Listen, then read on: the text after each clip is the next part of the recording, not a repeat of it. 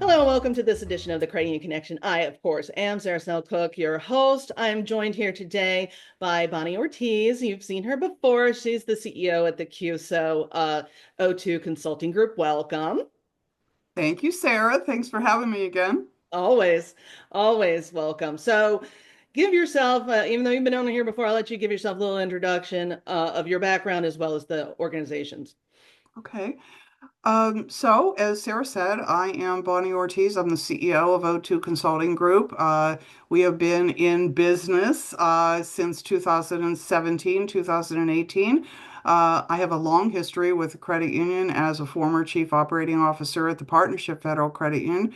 Touched bases on all kinds of different topics across the credit union, everything from business development and marketing to operations. But operations is my passion. And so when I started the business in late 2017, it was all about operations and operational excellence. Yeah. We've been going strong ever since and loving life. Awesome. Yeah, I love the idea of operational excellence because that just helps credit unions return the most to their members. So since you started off mentioning that, let's talk about that. One of the things that I've observed as many people are reconsidering their careers and credit unions are looking toward greater efficiency for that better return to their members is the rise of fractional executives. And so what are the things that your team has seen or you have seen in your experience as a fractional executive and offering that service? And because I really see it as a life preserver for smaller credit, but I'm sure there's more to it than that.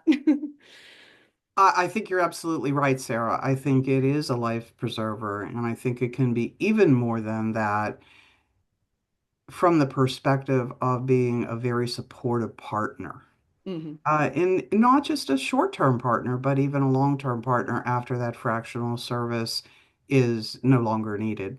Hmm. So, as you know, O2 Consulting Group really targets small and mid-sized credit unions, and those credit unions are those that I feel need this even more than the very large ones. Everything from strategic planning that also includes succession planning, which, as you know, often takes a back seat to many of the other things that you have to do because you're wearing so many different hats, in a mid-sized credit union or that matter for really small ones. So often what I see is CEOs and their boards, their teams get a little blindsided. Despite the fact that we have people that we may love in our more senior and executive positions, folks find other opportunities. In today's remote world, folks are moving around the country. They're moving overseas. They're living life in the way that they want to live it, and opportunities come along all the time. So even when you have a good succession plan in place, it doesn't always mean that you're not going to have a surprise. Yeah. And it is a fabulous opportunity when you get that surprise to be able to reach out to an organization that you know has senior, expert, experienced individuals in lots of different areas across the credit union that you can select from to bring in and help you to stay afloat while you're looking, perhaps give you even more direction and help to bring about more operational excellence and maturity in your operations processes, procedures, systems. But also to then pick their brain to help with the interviewing process, the selection process, the networking, to find you the right person to fill that seat on a long-term basis. Fractional executives are not intended to be the long-term answer, but they are intended to be able to fit in to the credit union, not just from a skills perspective, but from a competency perspective. Hmm. Because think about it. If someone calls me up tomorrow and says, "Do you have the bandwidth to take on a fractional COO position?" The answer could be yes, but we really have to understand what you're looking for, because every credit union has its own culture, and it's very important that that fractional executive be able to fit into that organization and make a difference in a positive way. Right, because you're already a short timer, right? So it's Yes. nice to have that respect and the culture piece baked in when you're moving into that kind of position. Yeah. And I know you guys Oh, go ahead. Were you going to say something? I was just going to say one more thing, and that's that you also need to look at it from an investment standpoint. Think about the fact that if you can get the job done, a chief information officer, for instance, or a chief technical officer, for instance, if you can get that job done for a small or mid-sized credit union in 3 days a week, why would you not want to avail yourself of that? Because that short-term relationship may turn into a longer one, not totally long-term, but a longer one that allows you to save some dollars, invest wisely, understand what you really need, before you go into the long-term investment. Hmm. And that's actually even better segue to what I was going to next. So I know you all recently signed a credit union to help them with their core conversion. Yes. Um, and I think we've all probably observed that credit unions are reconsidering, re-examining their um, cores, just period. Many we know are on decades old technology and just Mhm. not really meeting the needs of the modern credit union for the modern consumer. So just wondering what you're seeing, what's behind those moves. What are your observations of the trend, if it is one?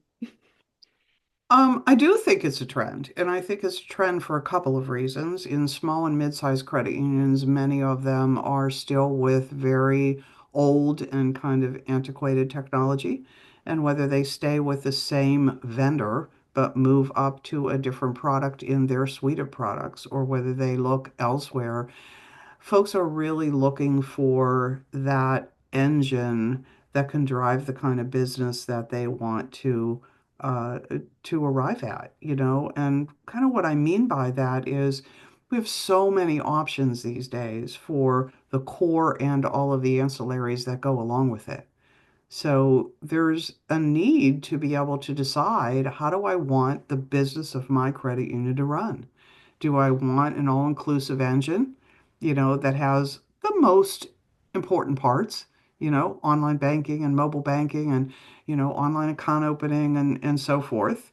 Or do I want to have an engine that's sort of independent, Mhm. that I can just plug and play in any way that I want? So I think folks are looking at moving up from an older system that may not have all of the innovations, feature functionalities that they could use now to attract new members and to further engage with the members that they have.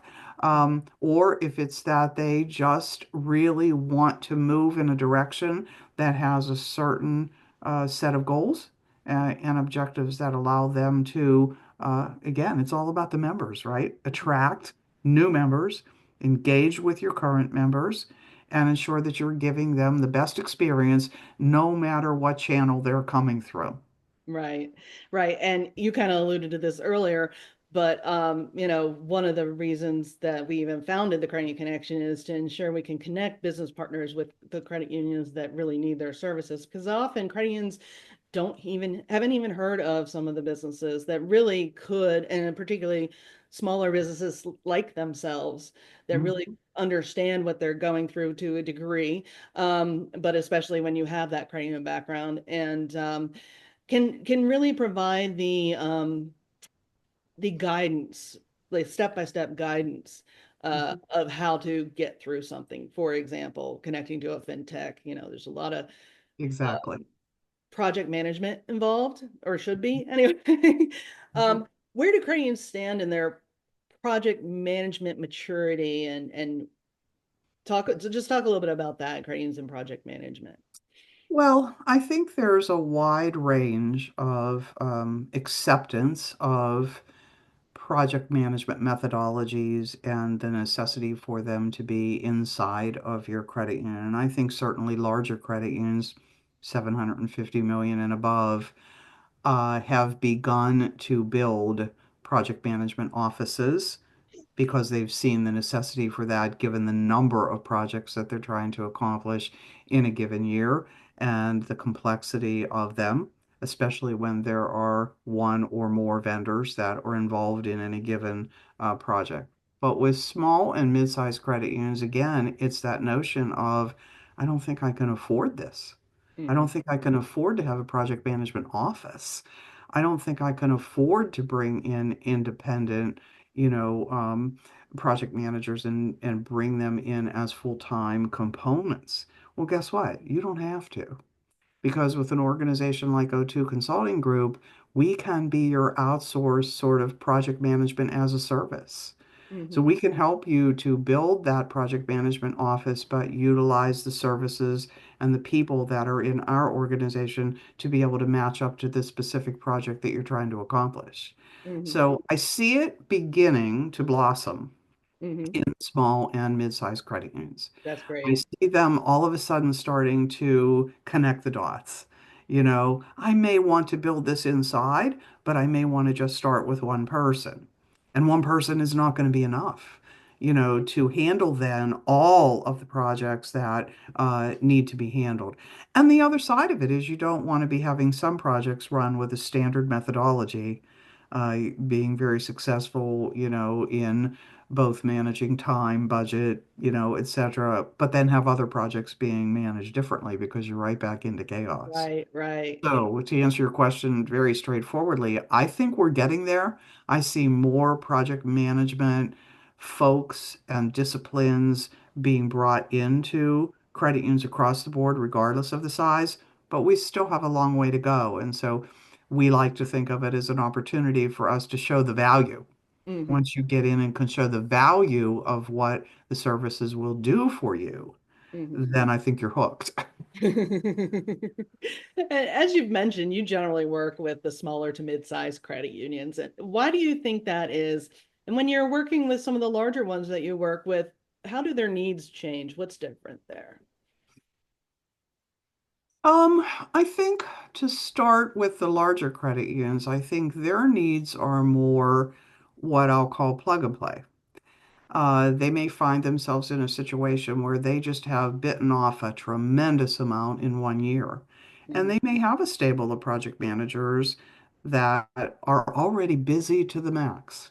And so what they really need from you is that interim Mm-hmm. service. Or if they've just recently started a project management office, they may have very junior individuals that are working their way up to certification and, you know, complete understanding. And so they're looking for validation of what's been done and just coaching and maybe training of the people that eventually will take over as their full-time project management folks. Mm-hmm. In the smaller credit unions, that's not really the case. So we're coming in more as the full service package. Mm-hmm.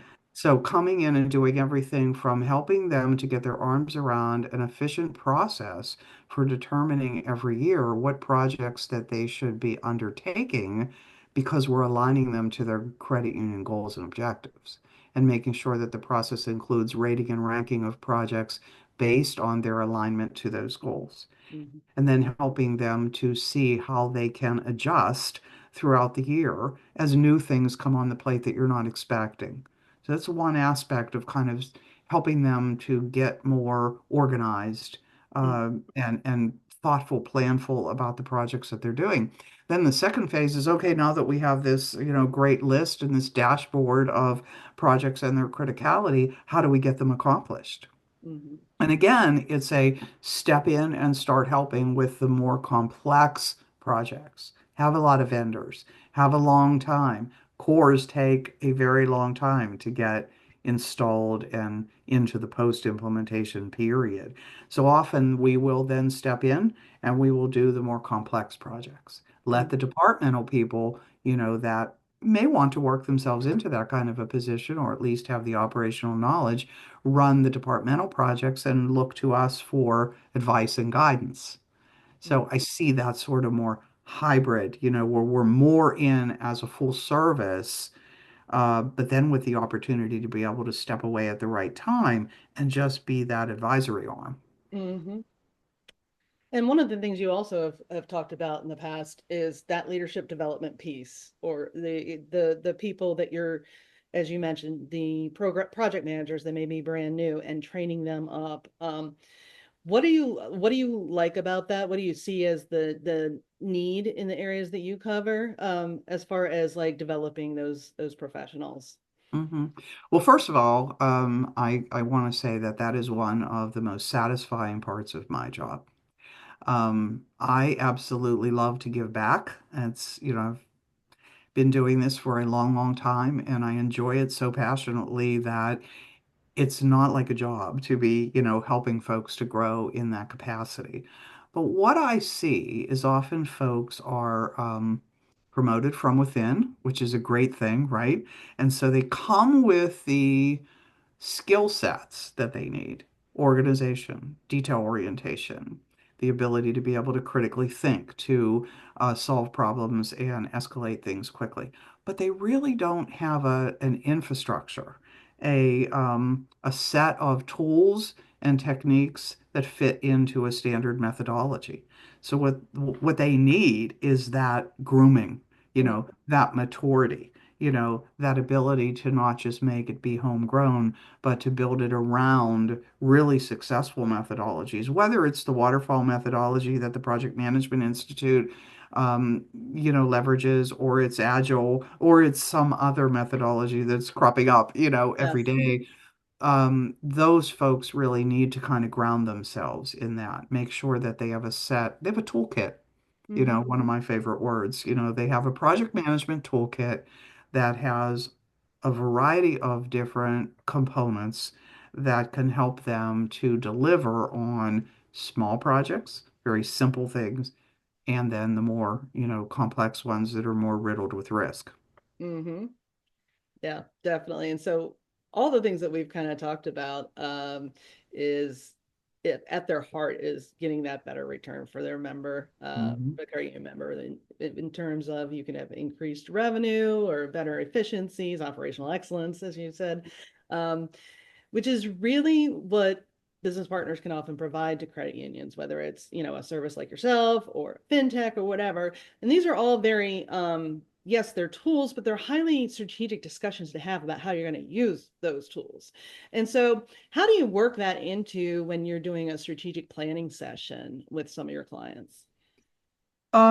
Well, the way I see strategic planning is that it's a balance between the discussions that you need to have about growth, uh, in a reasonable way, to look at your operations as well.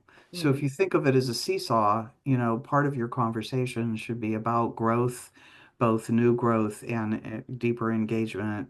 But the other part of the conversation is your operational infrastructure ready for the growth goals you're setting? Mm-hmm. And in the minute that you can get to that very balanced conversation, then you can start developing goals, strategies, and tactics for the year that everybody can get involved in. And that always then comes down to, okay, if we want to grow by this much, and we know that our operational capacity is this much, then how do we really take the projects that we have to accomplish to reach those goals and align them? That gives you the footing then to be able to have that conversation about how they can get it all done in a Mm-hmm. better, more efficient and effective way. But if you go into strategic planning with the idea that this is just going to be about growth, and you're going to dismiss any and all of the operational considerations, whether it be people, processes, tools, etc., then it's a more uphill, it's a bigger uphill battle for you after you come out of that session and start, rolling into what you're going to do for the next year. So I typically talk with the CEOs and the board if they're involved in the planning of the conference. And before we go into the session, we talk about what that's going to look like. So how much time are we going to devote to each of these areas? Mm-hmm. Are we going to talk about your risk management plan? Are we going to talk about your communication plan? Are we going to talk about the way in which you engage, everyone in the operational areas in knowing what their place is, in helping to reach those goals? And all of a sudden, that becomes a much better way of being able to get everyone moving in the same direction. And then if they also know that it's coming with developmental tools for them, that is going to help them to really succeed. It becomes, a nice workshop package that can be brought back to the credit union team as a whole. Hmm. Hmm. For sure. And actually, one of the words you just used, risk, reminded me, right now, in the last less than 30 days, the Credit Union Connection has done 3 breaking news alerts on different credit unions that have gotten themselves into a little bit of trouble. And so, you know, how do you view in that context, looking at these recent announcements, how do you view the value and the efficacy of due diligence? Oh, wow. Well, we could probably have an entire podcast on that. But I am a huge proponent of looking at vendor selection, solution selection, based on a project methodology. Hmm. So, if, for example, you're selecting a core, then the first project that you're running is who you're going to select. So there's a Hmm. whole phase of that project that is starts with identifying what your goals, business, and technical requirements are, and then leading you all through that process to the selection itself. Hmm. Embedded in that has got to be all of the due diligence activities that should follow your vendor management program. But let's say you don't even have one. There should be a very intense checklist of the things that you really want to look at. Hmm. Because invariably, if you don't go through that exercise, when you start implementing, you always are running a much higher risk that you're going to get surprises. There's going to be hidden costs you didn't know about. There may be all kinds of other things that don't match up to what you really were looking for, even from a cultural standpoint. So I am huge on making sure that the due diligence aspects of selection of a vendor and a solution are embedded. And I encourage credit union leadership all the time to have operational people, project managers if they have them or they've engaged them, to be a part of that sales process so that it does become more of a kind of intuitive way, of really looking at things from all sides, including the risk side. Then, once you're in the implementation of that solution, every project plan that I put together or that my team puts together has a risk management component Hmm. so that you are looking back at how you chose and moving forward with understanding what that risk landscape is going to look like for the implementation period and beyond. Hmm. Um, and that becomes it's an absolute necessity in the playbooks that we develop. It's every bit as important as your breakdown of all the tasks that have to be done. Hmm. Yeah, yeah, I think that's you're right on. I was shocked to read some of the coverage of what's been going on lately, but yeah, not naming any names at the moment. So, as you know, since you've been a now repeat guest, I always offer my guests a final thoughts to close out the video. So, what have you got to say to our credit union audience? Credit unions are an incredible asset to consumers. And I think we still have not hit that magic trigger of just how valuable we are. And credit unions are shrinking in number. We all know that. And so my passion right now for small and mid-sized credit unions is to help them not only survive but thrive. And so my message to the credit union industry is really look towards all of your options for operational excellence so that you can do just that, not just survive, but thrive. And if merger or acquisition is in your future, that's fine, but it can be purposeful. And so the O2 Consulting Group team is here to help in that regard, to be a true partner, to provide, advisory services, and really to, as I always say in every material that I put out, We roll up our sleeves and we become one of you because we are one of you. We all have been one of you. Awesome. Thank you so much, Bonnie. Appreciate it. Welcome, Sarah. Thank you for having me.